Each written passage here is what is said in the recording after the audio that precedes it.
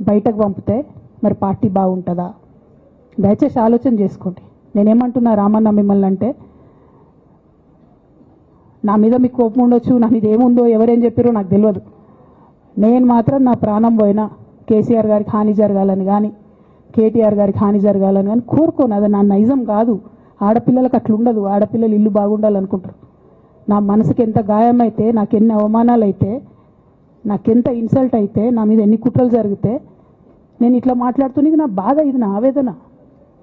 నాన్న చూస్తలేరేంది వీళ్ళని అన్నది ఆవేదన, చూసుకుంటా క్షమిస్తారేంది ఇంకెన్నిసార్లు క్షమిస్తారు అన్నది నా బాధ. అంతే తప్ప నాకేం కోపం ఉంటుంది? ఎందుకు కోపం ఉంటుంది? నాకెంత ఎన్ని జన్మల పుణ్యం ఉంటే కేసీఆర్ లాంటి తండ్రి దొరుకుతాడు? కోట్లలో ఒకరికి ఉండేటటువంటి తండ్రి నాకు దొరికిండు. ఆయన లేకపోతే నేను ఎవరు ప్రపంచానికి తెలుస్తుందా? నాకెందుకు అవసరం ఉంటుంది? నాకేం కోపం ఉంటుంది కేసీఆర్ గారి మీద? నాకు టీఆర్ఎస్ పార్టీ మీద ఎందుకు కోపం ఉంటుంది? నాకు 27 సంవత్సరాలు ఉన్నప్పుడు నేను నా కొడుకుని చిన్న పిల్లగాన్ని పసిగుడ్డుని ఎత్తుకొని ఇక్కడికి వస్తే ఆ రోజు నుంచి ఈ రోజు వరకు నేను రోడ్డు మీదనే ఉన్నా, ఉద్యమాలే చేస్తున్నా, పోరాటాలే చేస్తున్నా, తెలంగాణ ప్రజల కోసం పనిచేస్తున్నా. 2014 నుంచి అధికారంలో ఉన్నప్పుడు కూడా నా ఇంటి దర్వాజాలు ఎప్పుడు తెలిసే ఉన్నాయి. ఇక్కడున్న మీడియా మిత్రులందరికీ తెలుసు. అధికారంలో ఉన్నా లేకున్నా నేను గిట్లనే ఉన్నా. అధికారంలో ఉన్నప్పుడు నన్ను ఏమి సాగనీయకుండా నన్ను ప్రతిపక్ష ఎమ్మెల్యేని చూసినట్టు, ప్రతిపక్ష ఎంపీని చూసినట్టు చూసినా నేను ఇట్లనే ఉన్నా, ఓపెన్ మైండ్తోనే ఉన్నా. నేను కోరేది ఒకటే, కేసీఆర్ గారి ఆరోగ్యాన్ని కాపాడండి రామన్న, పార్టీని కాపాడండి, పార్టీలో ఉన్న కార్యకర్తల్ని కాపాడండి, అందరు బాగుండేలాగా ప్రజా సమస్యలు తీసుకోండి. నాకు అంతకుమించి కావాల్సింది ఏం లేదు.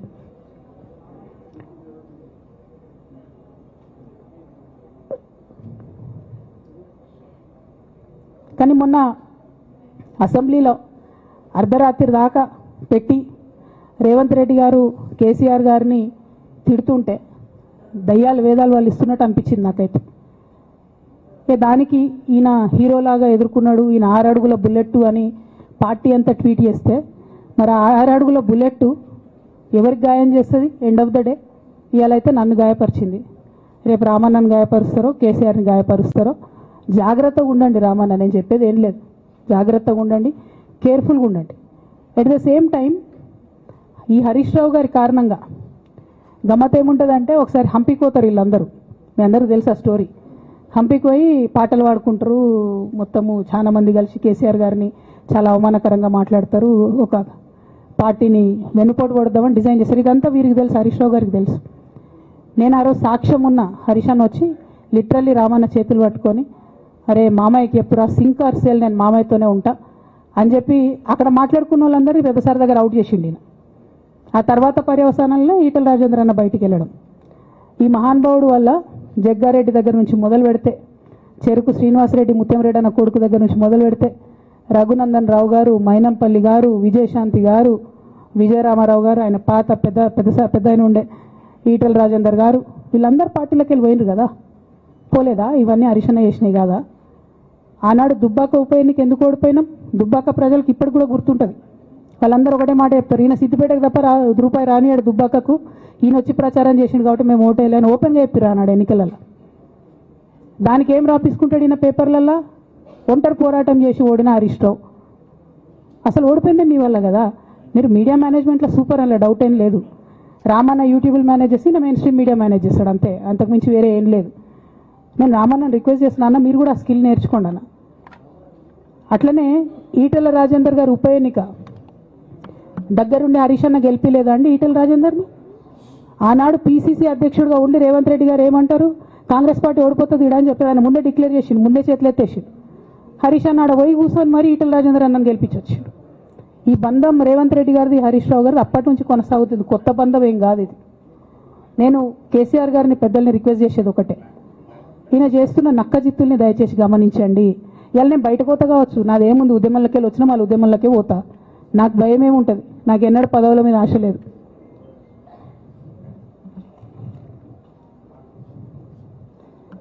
పార్టీ నుంచి వచ్చిన ఎమ్మెల్సీకి స్పీకర్ ఫార్మాట్లో చైర్మన్ గారికి నేను పంపుతా ఉన్నాను రాజీనామా పత్రాన్ని. అట్లానే బీఆర్ఎస్ పార్టీ ప్రాథమిక సభ్యత్వానికి కూడా గౌరవ పెద్దలు కేసీఆర్ గారికి రాజీనామాను పంపుతా ఉన్నాను. దీన్ని మన రావుల చంద్రశేఖర్ రెడ్డి గారికి తెలంగాణ భవన్కి వారికి నేను పంపుతా ఉన్నాను. ఎందుకు ఇవి ఇప్పుడే చూపించినా అంటే, పదవుల మీద నాకు ఎప్పుడు ఆశ లేదు. మేము ఉద్యమంలోకి వచ్చింది ఎందుకంటే మా నాన్న ఒక్కరు ఇంత ఒంటరి పోరాటం చేస్తున్నారు, ఎంత వీలైతే అంత ఆయనకు మద్దతు ఇవ్వాలని వచ్చినాం.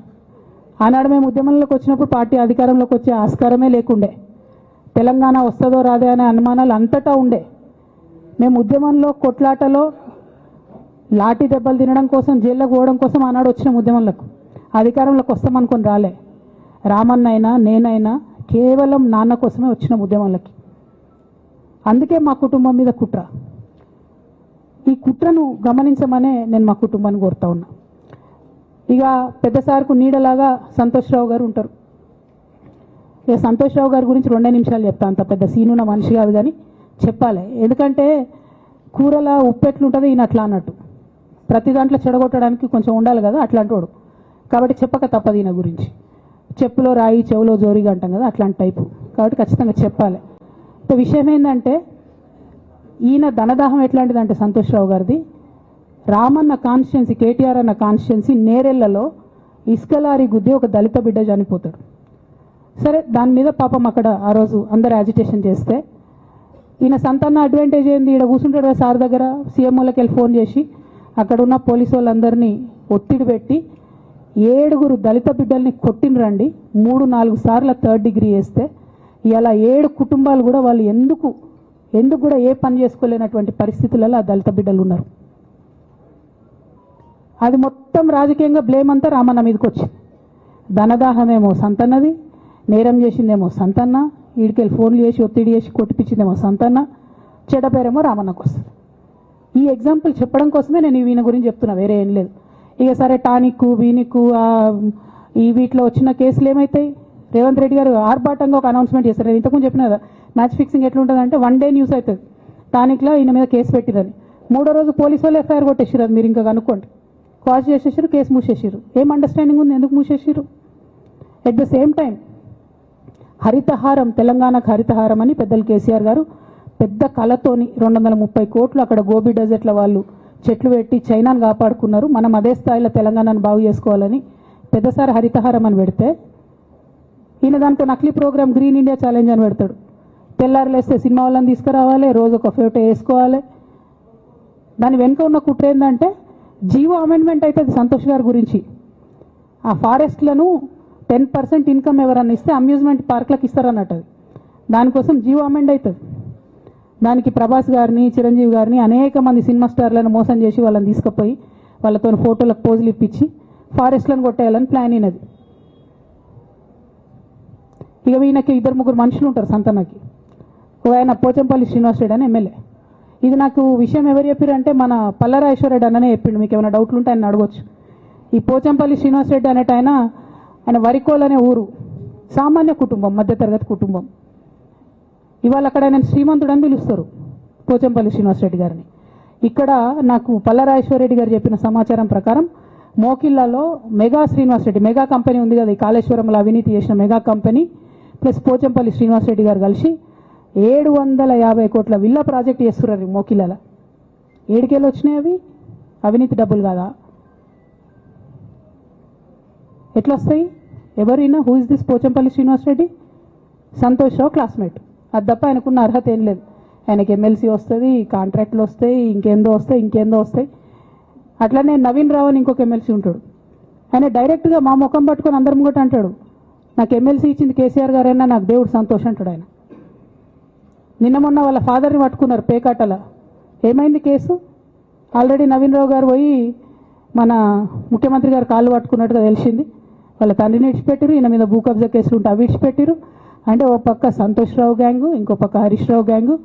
100కు 100% రేవంత్ రెడ్డి గారితో, ఇక్కడున్న కాంగ్రెస్ ప్రభుత్వంతో, అవసరమైన సందర్భంలో పైనున్న బీజేపీతోని వాళ్ళు కోఆర్డినేషన్లో ఉండి బీఆర్ఎస్ పార్టీకి జలగల్లాగా పట్టి పీడుస్తున్నారు. నిరంతరం బీఆర్ఎస్ పార్టీకి నష్టం చేస్తున్నారు.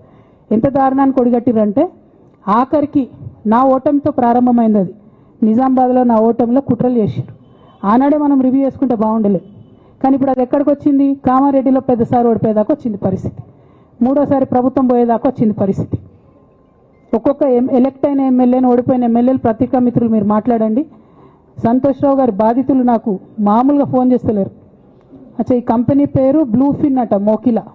పల్లరాజేశ్వరరెడ్డి అని అప్పుడు పంపిన మెసేజ్ చూస్తున్న పాతది. Bluefin company Mokila. అయితే నేనేమంటున్నా అంటే ఇంత ఇంత స్పష్టమైనటువంటి నేను ఇస్తున్నా, రేవంత్ రెడ్డి గారిని నేను ఛాలెంజ్ చేస్తున్నా. మరి ఎందుకు మీకు మీ ఏసీబీ వాళ్ళకు వీళ్ళ ఇండ్లు అడ్రస్లు దొరకలేవా?